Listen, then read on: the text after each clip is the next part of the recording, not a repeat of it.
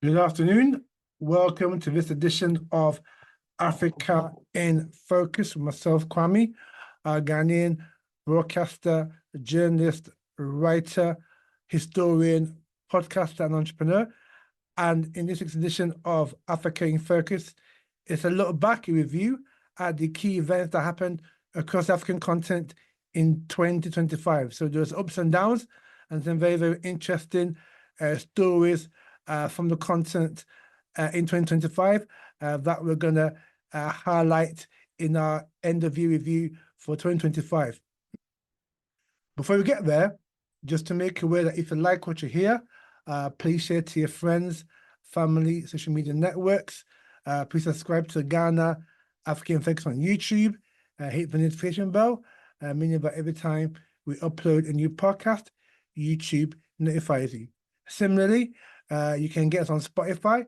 Look out for Ghana African Focus on Spotify. And hit the follow button.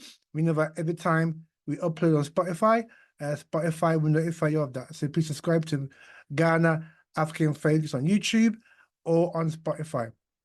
Okay, and if you'd like to donate to the show to help us continue to produce some more great programming for you from Africa and from the continent, you can donate as little as $3 a month. It can be a one-off payment or a monthly subscription. So if you'd like to donate to the show, I will leave you the link where you can donate to the show. All right, so let's get into this. But before we do, rather, thank you for all those who followed me, tuned in, downloaded the stream, streamed it. Ghana African Focus last year, 2025. We've had great success, particularly if you listen to us on Spotify. The majority of you do. So we had a great feedback from Spotify. And thank you to all those who made Ghana African Focus one of the top shows, particularly in Ghana as well. All right, so for 2026 this year, we've got a lot of great content for you coming both from Africa and from Ghana. So we've got a lot of interviews, we've got a lot of features, and also, you know, if we're lucky, we may interview somebody quite influential. So we've got a lot of packed programming for you in 2026. So keep out, or rather stay tuned to Africa, Ghana African Focus 2026, because we've got a lot to cover for you this year. So let's move on to a show highlighting the year in review 2025 as far as the African content is concerned. So we start in Tanzania. So Tanzania experienced a lot of political instability in 2025. Suluhu Hassan became the president after the, I wouldn't say assassination, but let's say the death of the former president, John Pombe Magufuli, in 2023.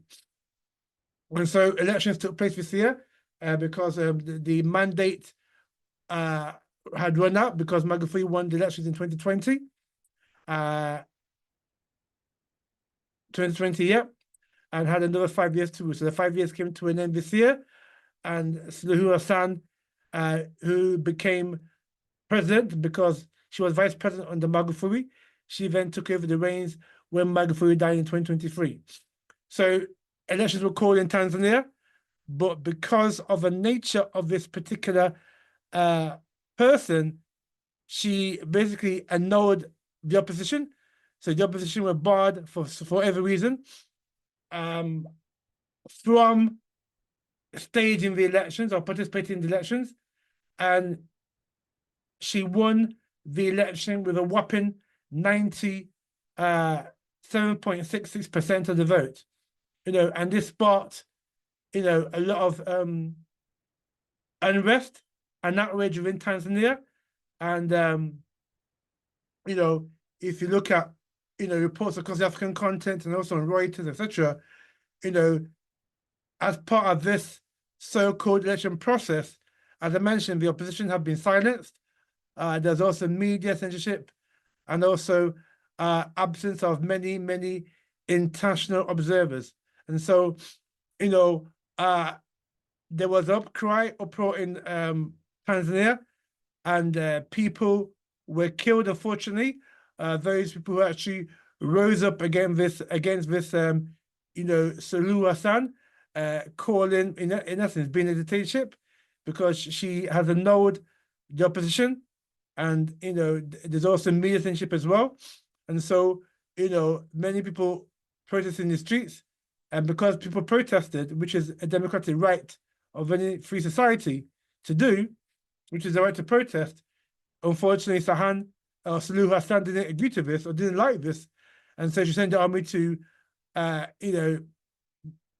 curtail those protests, which unfortunately resulted in many deaths. So, the gains, particularly economically, that were made under John Pombe Magufuli, even though Magufuli had his critics, there was stability in the country, and there's also definitely economic transformation and industrialization going on under Magufuli. So it seems like those gains that were apparent under John Magufuli have now been eroded under the leadership, or some would argue, dictatorship of Samira Suluhu Hassan. And the current environment is now a police state. We have people that are actually literally in hiding as we speak, for fear of reprisal, for speaking out against the authoritarian style of leadership of Samira Suluhu Hassan. So Tanzania is definitely, one to watch out for this year. Does she, what's the word I'm looking for? The word is, does she actually have a firm grip on power, or are the people able to mount a, you could say, insurrection in order for there to be free and fair elections within Tanzania? So watch out for Tanzania in 2026. Will prove to be an interesting story throughout this year. Now we move to Kenya. Ruto has ruled Kenya since 2023, and he's proven to be very, very popular among the Kenyan electorate, who had high hopes when Ruto replaced Uhuru Kenyatta as president of Kenya. Now, throughout 2025, there's been issues to do with the high cost of living in Kenya. There have been many protests in the streets regarding this also. And also, the opposition has been mobilized. The so-called Rainbow Coalition have been mobilized. And on that, last year, 2025, saw the death of longtime Kenyan opposition leader Raila Odinga. He died, I think, June or July of last year. So his Rainbow Coalition has been able to mobilize public pressure on Ruto, and they've brought out a lot of people in the streets of Nairobi, Mombasa, and other major cities across Kenya to protest about the high cost of living, and also the taxes and debt that Kenya is currently swelled and mired in. And so, this year, there's been an active opposition towards Ruto, which has caused political tensions within the country, particularly over his style of governance, and also the way how Kenya is going is not really acceptable to the majority of Kenyans. So even though there are elections in 2027, the general thing is that, the majority of Kenyans cannot wait until 2027, because the way Ruto is taking Kenya, the spiral or the trajectory in which Ruto is taking Kenya, even to the extent that apparently he has sold, medical records of Kenyans to a Euro-American third party. That's caused massive uproar in Kenya this year. So, again, as with Tanzania, look out for Kenya in 2026. Can Ruto survive? The pressure that is amassing in terms of the public pressure, and also in terms of the opposition in Kenya being able to organize mobilize itself? And are the other institutionship going to take their hands or destiny into their own hands and do what happened in the so-called Arab Spring and what happened in, Bangladesh when leaders of those countries were deposed by popular revolt? So again, 2026 promises to be a very, very interesting year in Kenya. Now you move on to Rwanda and Kagame. So as I mentioned, I had a podcast about 2023, 2024, marking 30 years of the aftermath of the genocide in Rwanda. And I mentioned, or titled it, Kagame, Saint or Sinner. Even though Kagame has brought great progress to Rwanda in terms of infrastructure, in terms of development, in terms of a country that is easy to do business with, and there's no red tape, corruption is virtually zero, etc. However, Rwanda is a police state, so to speak, and also Kagame, Rwanda is a de facto one-party state with Kagame, Rwanda Patriotic Force, ruling the country with an iron rod. And so, there is mounting, anticipation within Rwanda and outside of Rwanda as to what happens to Rwanda when Kagame either steps down or, brings in a successor, because Kagame has ruled Rwanda for 30 plus years. He's now about 60, in his 60s, I believe, and cannot go on and on forever. And so, with many African leaders, like Paul Biya in Cameroon, like the late Robert Mugabe in Zimbabwe, Alassane Ouattara in La Côte d'Ivoire, Theodore Obiang in Equatorial Guinea, these so-called leaders, most of whom are over 80, are still ruling the country. So, is Kagame going to rule Rwanda until he's 80, in his 80s? Or is he going to hand over power to a younger person?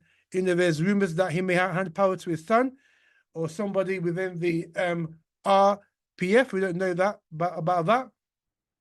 So we'll watch and see. But, Rwanda is also facing mounting criticism for its war in DR Congo.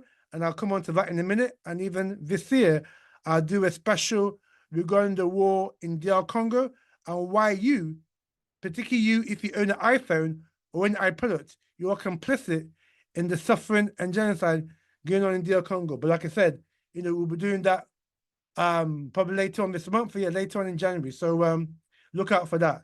So, again, 2026 promises to be a very, very interesting year in Rwanda. And we see what happens to Kagame as his iron fist rule on that country. Now, we look at a couple of conferences, that have, played the content over the last couple of years.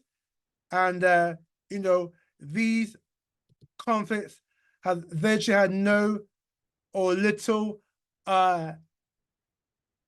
view or say on the global Western media as compared to Gaza, as compared to Ukraine. Now, these conflicts are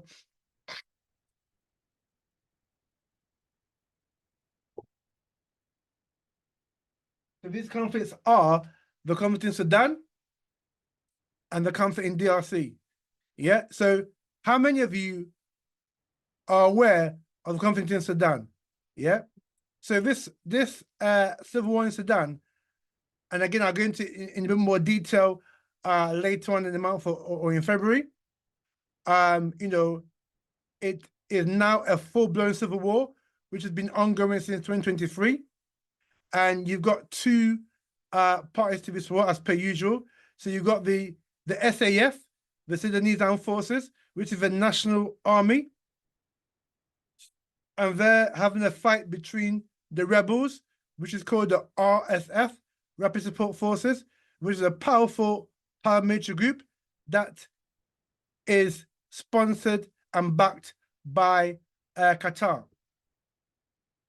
Okay, so the war this year, 2025, but last year, 2025, escalated dramatically, spreading from Khartoum in the north to Darfur in the south, and now Kordofan, and the RSF, which is the criminals, the terrorists, by Qatar, have seized oil fields and major cities, while the SAF, which is the government army, has relied heavily on airstrikes.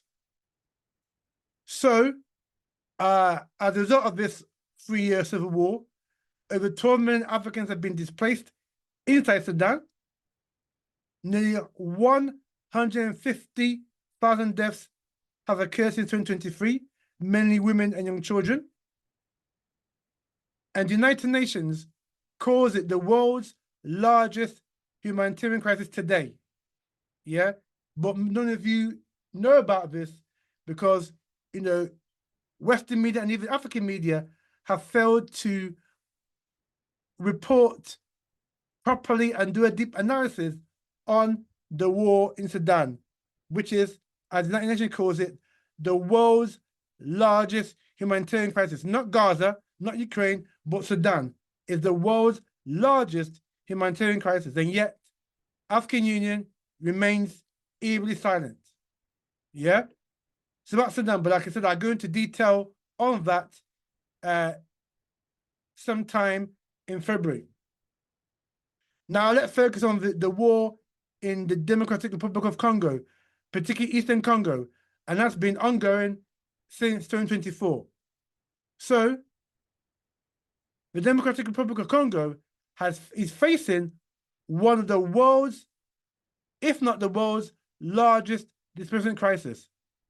Fighting intensified this year, especially due to the M23 rebel group, which has captured major cities, including Goma and Bukavu in early 2025.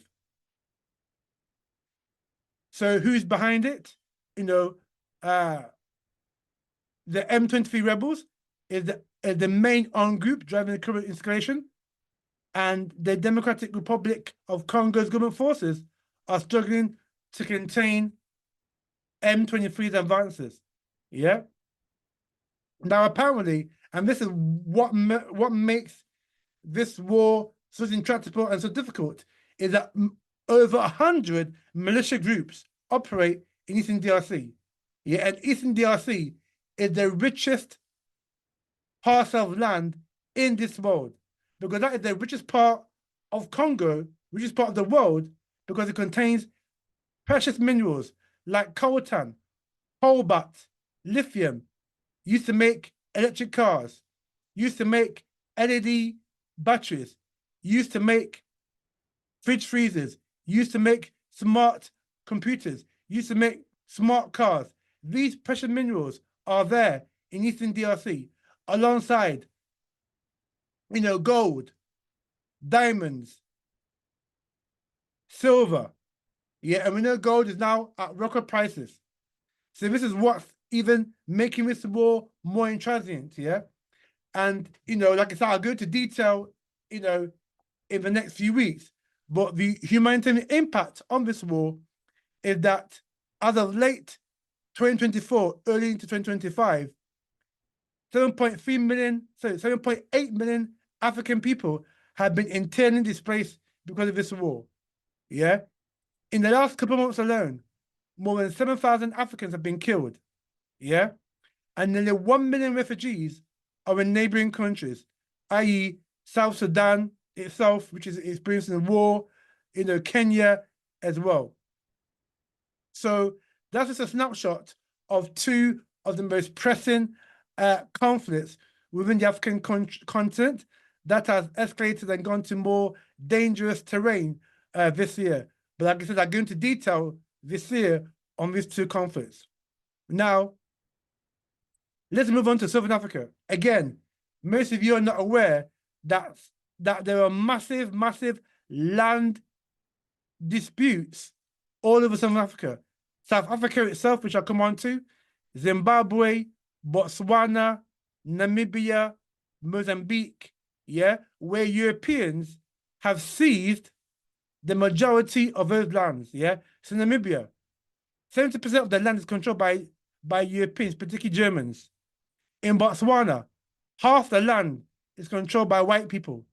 In Zimbabwe, because of the sanctions put on the country, the land that Mugabe took back from the Europeans, particularly British, Mnangagwa, ashamedly, Mnangagwa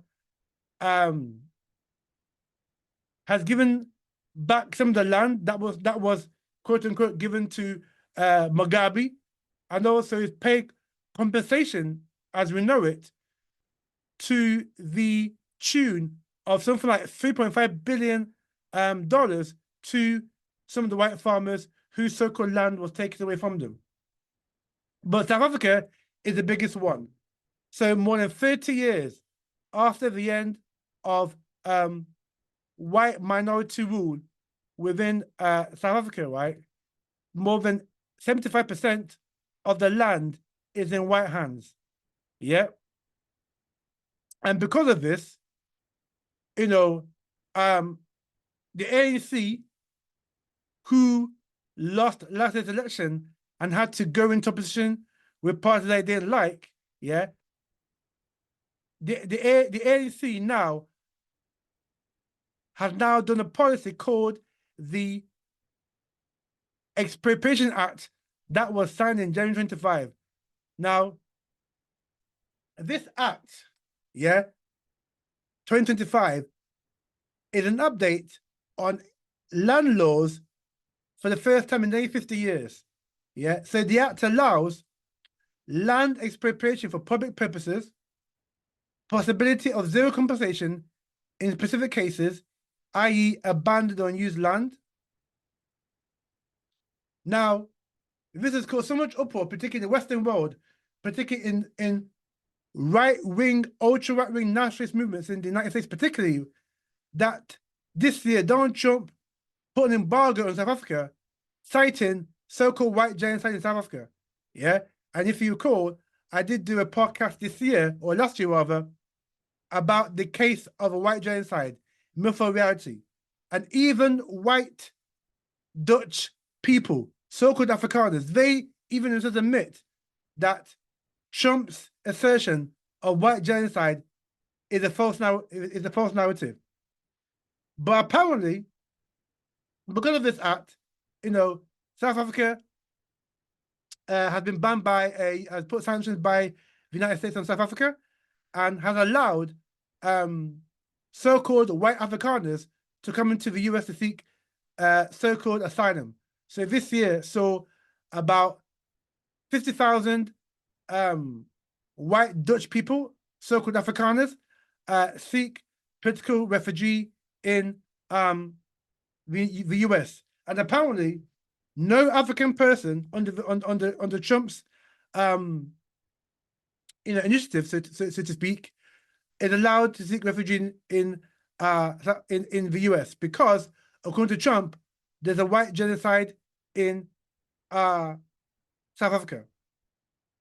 And also, because of this tension between South Africa and the US, the United States under Trump boycotted the recent G20 summit that was held in Johannesburg. I believe it was October time, and the next G20 summit, which is actually this year going to be held in Florida, Trump has banned any delegation from South Africa to attend this conference. So, it's very interesting that, and Trump didn't seem to understand this, that the land that white people have in South Africa was stolen land based on the 1913 so-called Native Land Act, where white people stole, expropriated land from the indigenous African people. And you can go and Google it. So yes, if this is not propaganda or a rant, this is factual history, fact. Yeah, 1913 so-called Native Land Act. Go and Google it. Yeah, and Trump needs to understand this. Yeah, So there's no white genocide in South Africa because, like I said, the majority of the land and more importantly, the economy is in white hands. So how the hell does Trump assert, yeah, that there's a white genocide going on in South Africa, right? Unless there's an ulterior motive. So again, South Africa promises to be a very, very interesting story this year, and watch out for that. So you move on to perhaps the biggest development in 25 as far as the African continent is concerned, and that is the Maghreb region. Well, we don't call it the Maghreb. We don't even call it the Sahel. You know, we as conscious Africans, right, call it the Ouagadougou, because that area, Burkina Faso, Mali, and Niger, that landmass covers the old Ghana Empire, and the ruler of the Ghana Empire was called the Ouagadougou. So that's why, as African scholars or African centrists, we refer to that landmass not as the Sahel, but as the Ouagadougou. And so there's been some very, very interesting developments this year going on in the so-called Sahel. So we're going to tell you a bit more about that because, you know, these three countries, Mali, Burkina Faso, and Niger, yeah, this year, they formed the Alliance of Sahel States, AES, and officially launched a joint military force. Now, this was not just a press release for press release sake, right? This was a full military bloc with a unified battalion, shared command structure, and a clear message that we will defend ourselves with or without ECOWAS, with or without the West. Yeah? And the launch happened in Bamako at the AES summit just a month ago, December 2025. All three leaders were present. Ibrahim Traore of Burkina Faso, Goita of Mali, and the other leader of Niger. Yeah? So all three states signaled the same thing. It's a break from the old order. So for decades, yeah, the so-called Sahel relied on foreign military support from France, the EU, and the US. But 2025 marked the moment that the region said, we are charting our own path. We are taking control of our destiny and we are self-determinating our future. So now, whether this bloc succeeds or fails will shape West Africa potentially for the next decade and even the next 20 years. Yeah. So this is a very, very important development this year because these three countries now have formed the AES, and encompassing within that is a military unit that has a central command that is saying that if you touch one, you touch all of this, yeah? Yeah. And it's sending a strong sign because we know that, you know, ECOWAS at one time wanted to invade one of these countries. And particularly Nigeria, that was the had the presidency of the AU over the last year, wanted to go in there and send Nigerian troops, but that was backed down by the majority of Nigerians and also the Nigerian Senate, most of whom have family links to countries like Niger. So it tells you now the ECOWAS, you know, the so-called Economic Community of West African States, is now a fractured body and a body that essentially, you know, is a bankrupt body. It's more of a Western puppet. However, despite this good news, but we'll bring some more on that good news in terms of what's happened this year, violence in the so-called Sahel, we call it Ouagadougou, is on the rise. So groups linked to Al-Qaeda and ISIS have intensified attacks across Mali, Burkina Faso, and Niger. 2025 saw more attacks on civilians, more pressure on rural communities, and more attempts to encircle major cities. Yeah?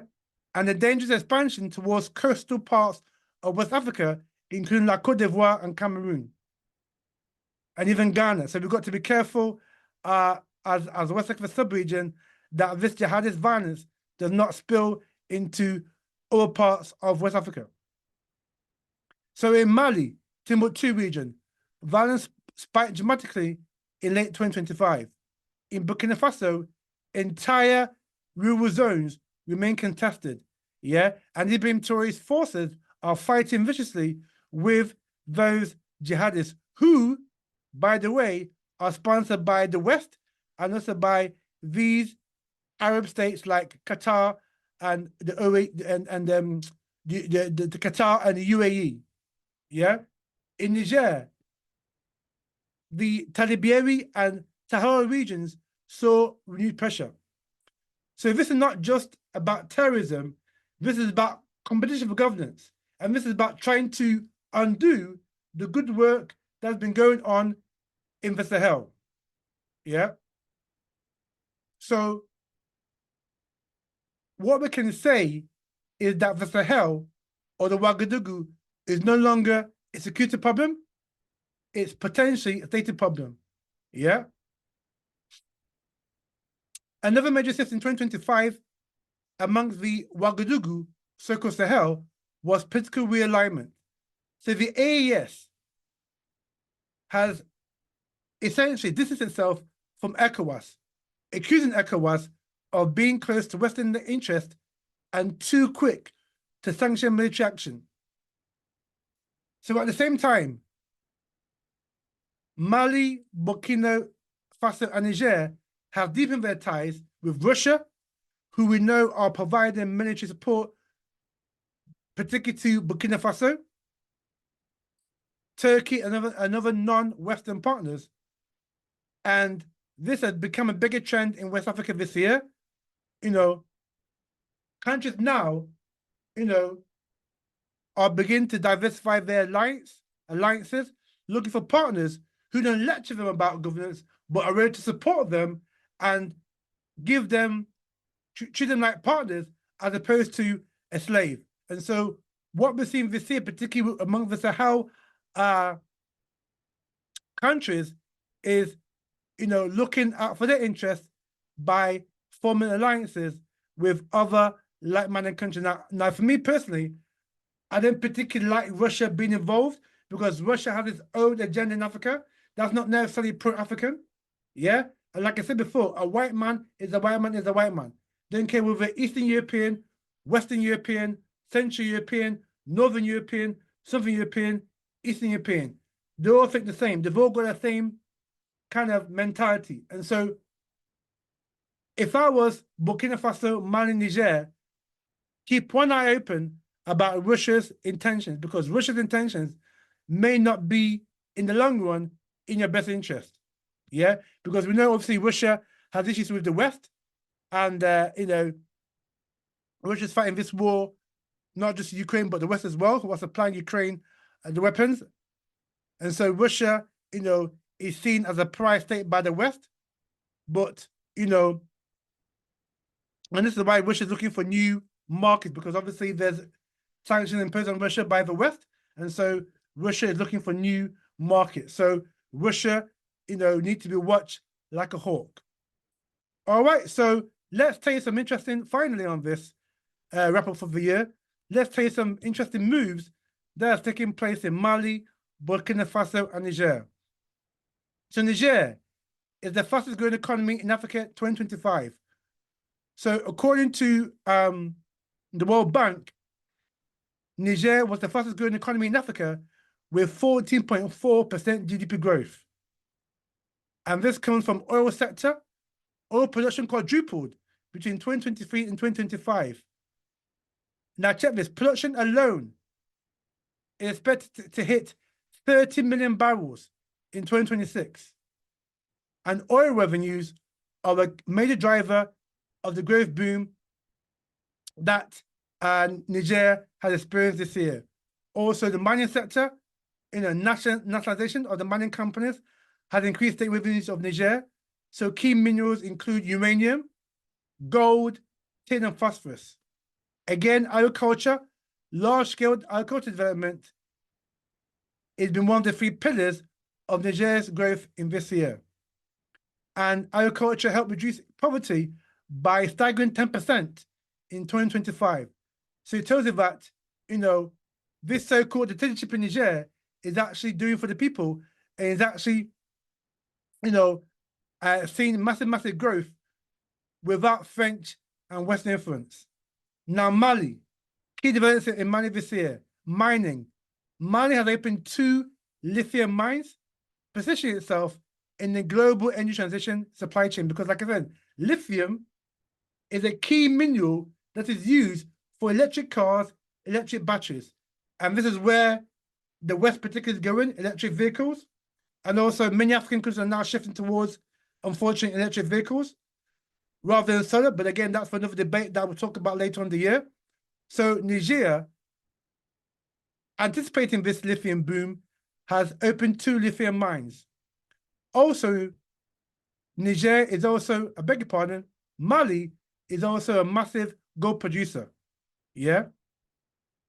Again, in terms of oil and gas, Mali has its own oil and gas reserves and is expanding oil exploration activities that will bring in more revenue. Agriculture. Again,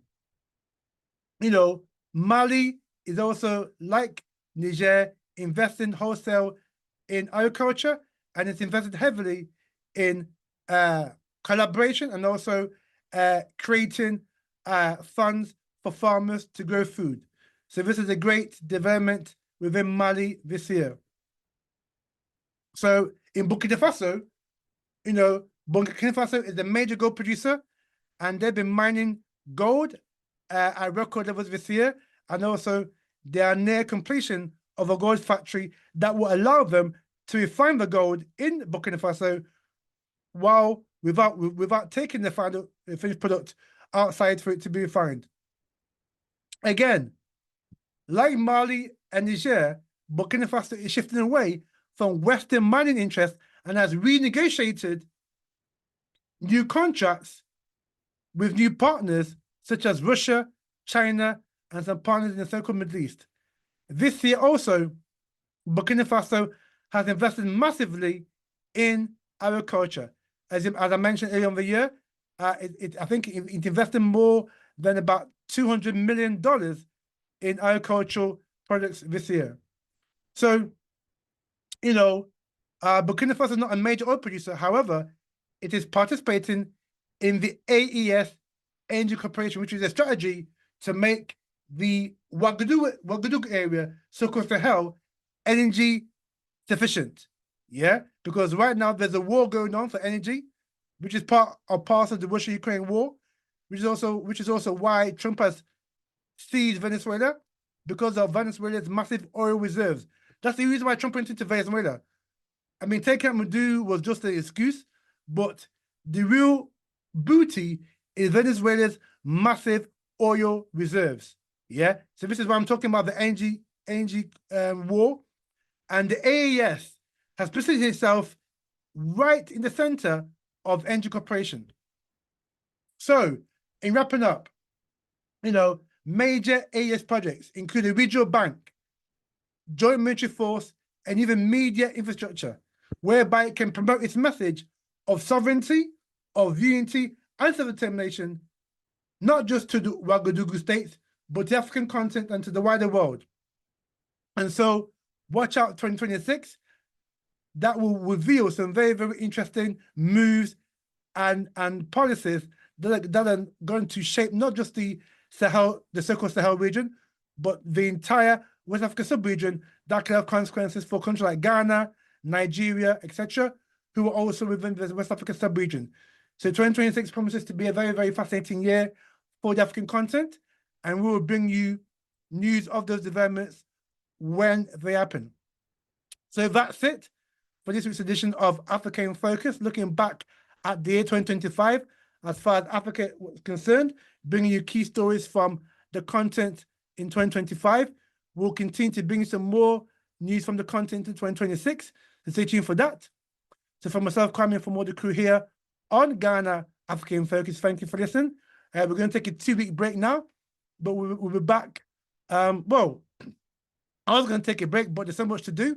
So we'll be back next week for Ghana in Focus, looking at the year ahead in Ghana, what our hopes and anticipations are, or aspirations are, for the year 2026 in Ghana, and we'll replay you some of John Mahama's New Year message to the Ghanaian people. So for myself, Kwame, from all the crew here on Africa in Focus, is thank you for listening, and we'll see you in the next edition of Ghana, Africa in Focus.